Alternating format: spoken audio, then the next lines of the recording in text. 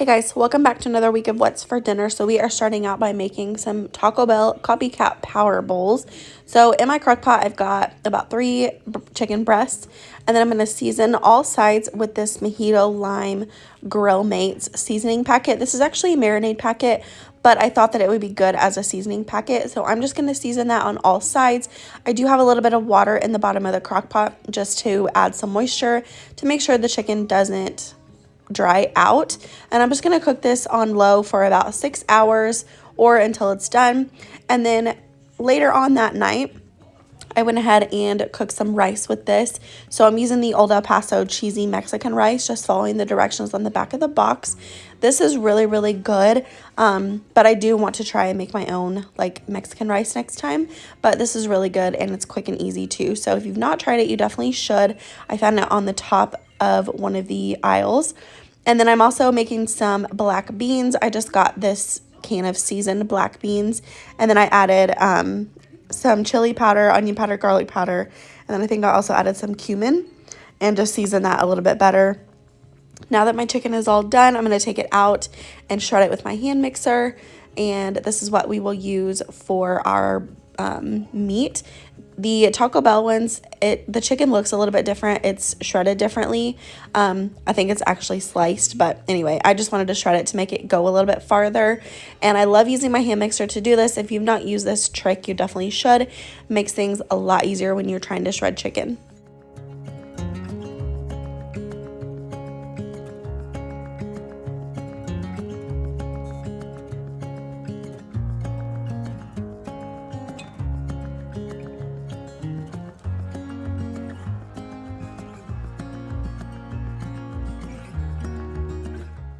Here is what it looks like when it all came together. We have the chicken, black beans, rice, lettuce on the bottom, some shredded cheese, and then also some Taco Bell avocado ranch dressing. And that is really, really good. If you see it in your grocery store, definitely pick it up. Now I'm going to peel and chop some potatoes. So I have this on super speed, just peeling and chopping. You guys have watched me peel and chop potatoes a million times, but we're basically making some sausage and potatoes, and then I'm adding some veggies to it. I think I added peppers, onions, and mushrooms, and this turned out really, really good. This is one of our family favorites, and if I am out of ideas for dinner, this is usually one of my go-tos. I'm also going to season my potatoes with a little bit of oil. I'm out of olive oil, so I had to use vegetable oil, but it worked out fine. And then I'm using this French fry seasoning that I got from the Dollar Tree. If you've not tried it, you definitely should. It's very comparable to like Lowry seasoning. I did go a little bit overboard on it, but it all turned out just fine.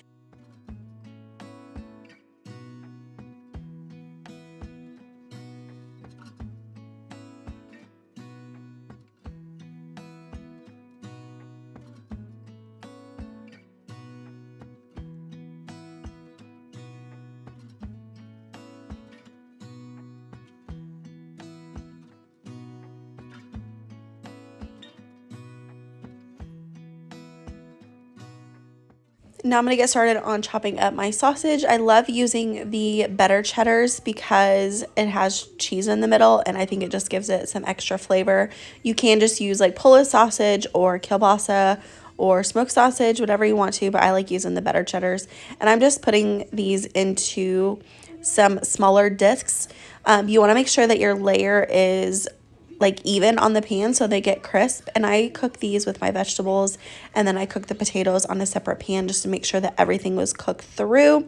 We ended up cooking these at 400 for about 25 minutes, and I did like rotate the pans halfway because I had one on the bottom, one on the top, and I just wanted to make sure that they all cooked evenly. But yeah, like I said, this is one of our family favorites, and it's really good as leftovers as well.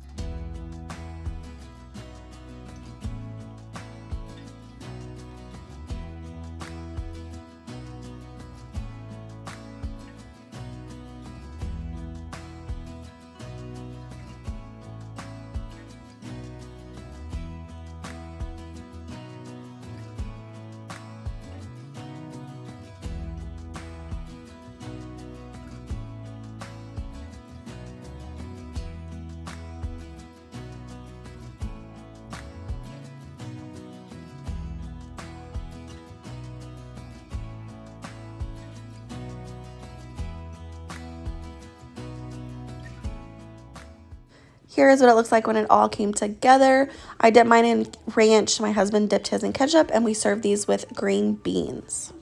So now I'm working on our chicken fried rice. So this was the first time that I made this. I'm just chopping up an onion and chopping it up very, very finely. I'm going to add some oil to the bottom of my electric skillet.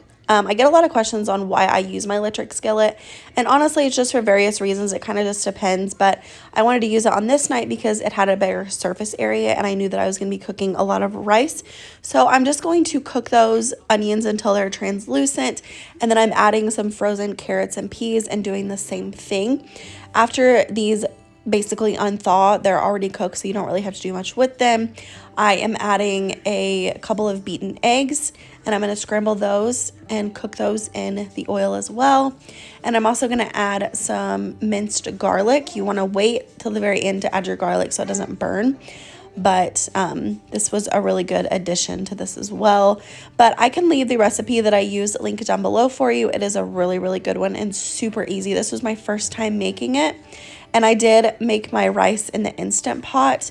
I did not include it in here because the clip got deleted. But anyway, I did cook my rice in the Instant Pot, and I can leave that recipe linked down below for you as well. I'm slowly but surely using my Instant Pot a little bit more and more. I've only used it for rice and chicken so far, but I'm starting to like it. So I might be branching out on that soon. So if you guys have any Instant Pot recipes that are like tried and true for you, let me know down below and I will check into that.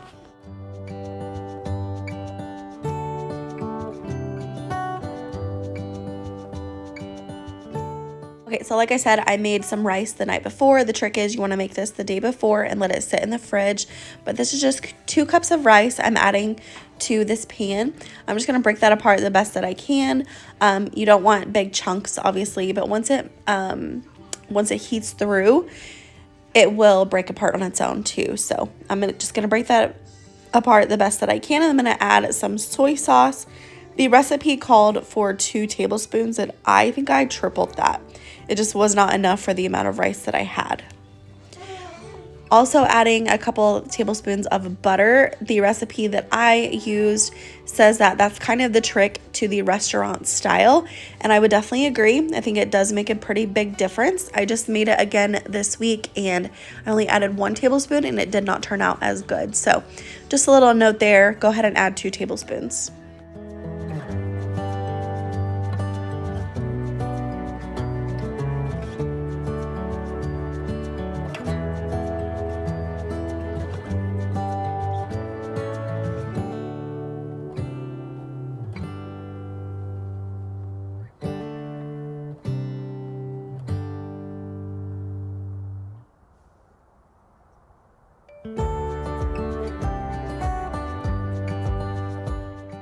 This night I was also making some lo mein, so I'm just going to basically cook down some red pepper and some mushrooms and a little bit of butter.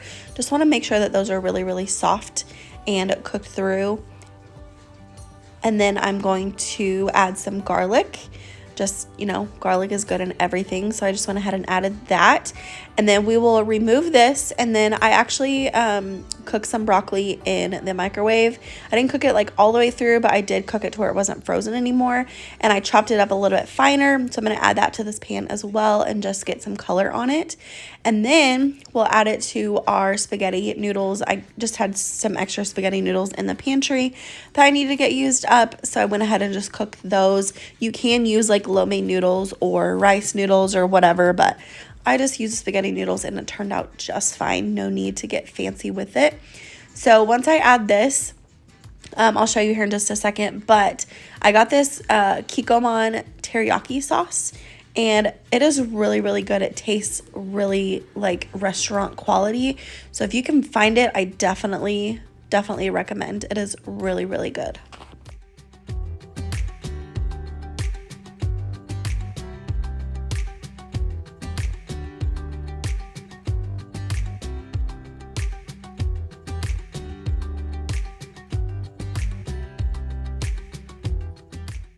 I ended up frying some chicken in the air fryer, and this is what everything looked like when it all came together.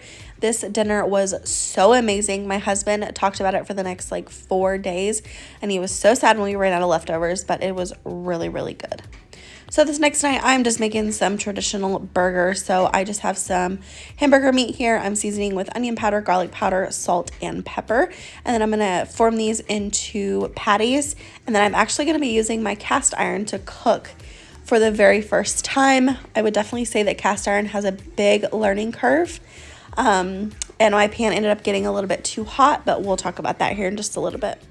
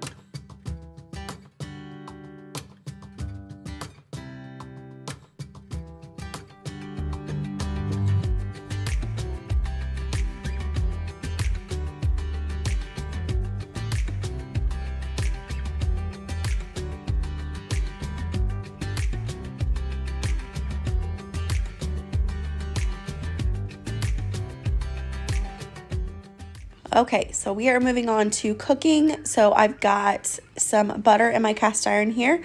I'm just going to put a couple of my patties in here and just let it get brown on one side. I did decide to brush both sides with some barbecue sauce, which might have been where I went wrong, because I wanted it to have like a crispy glaze on the outside, but it did not work that way because my pan got too hot. So I will definitely try this method again because it had a really good flavor. My pan was just way too hot. So ended up having to just like get the crust on the outside and then transfer them to the air fryer to cook all the way through. See, don't they look beautiful? I feel like if I wouldn't have had my pan so hot, they would have been really, really good. So anyway, just using the air fryer to cook those through. I do use a meat thermometer whenever I cook in the air fryer. And then I have these Great Value potato wedges that I wanted to make as well. These are really, really good. If you've not gotten your hands on them, you definitely should. But here's what my plate looks like when it all came together. Here's the cheeseburgers with the potato wedges. I've been loving the cuties, and then some nacho cheese sauce. So that is going to be it for today's video. I hope that you guys enjoyed. If you did, please give it a thumbs up. If you're new here, please subscribe. Other than that, I will see you in my next one. Bye, guys.